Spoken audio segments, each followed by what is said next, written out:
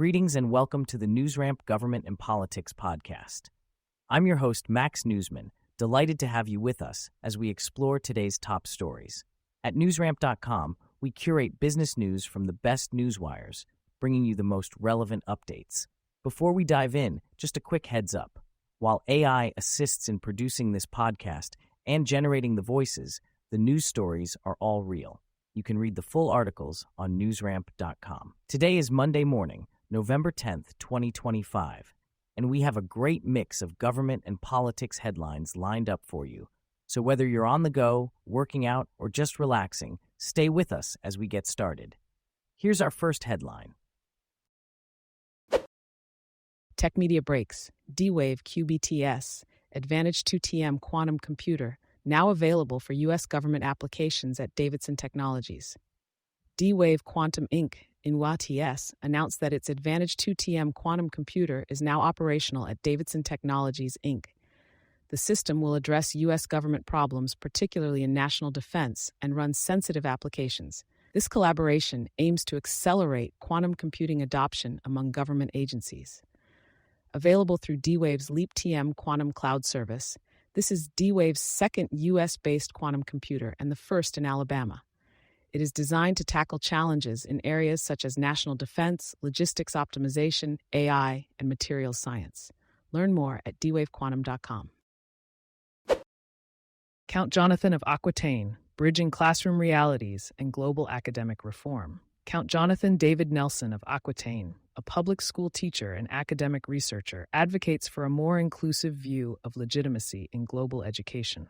He challenges academic norms by re-examining how excellence and equity can coexist in diverse educational models.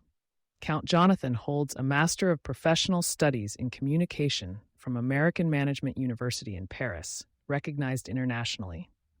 As a licensed educator, he remains active in substitute teaching to gain a dynamic engagement with educational realities.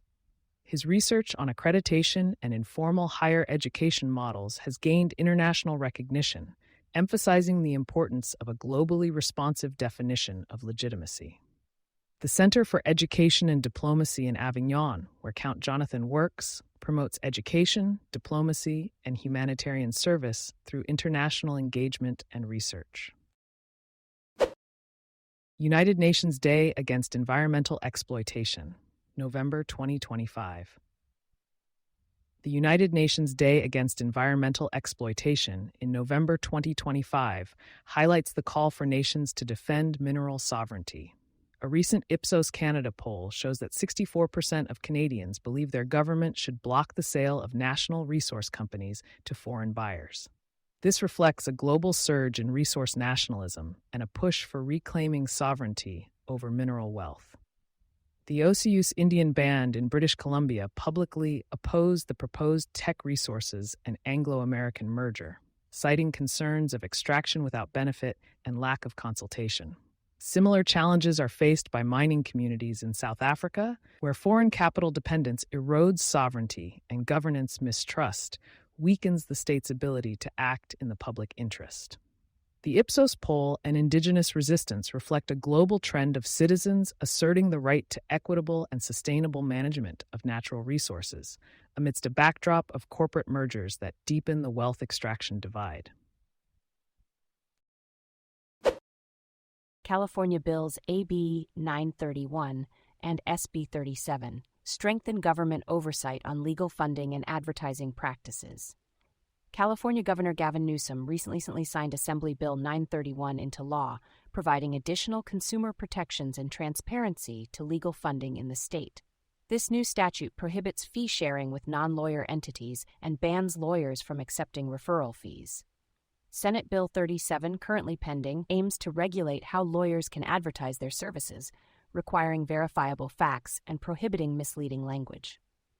Both bills outline penalties for violations, reshaping how attorneys attract clients and prompting firms to restructure fees and contracts.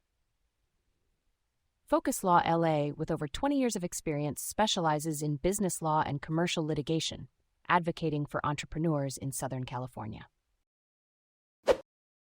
Thank you for joining us today. That's it for this episode of the NewsRamp Government and Politics podcast.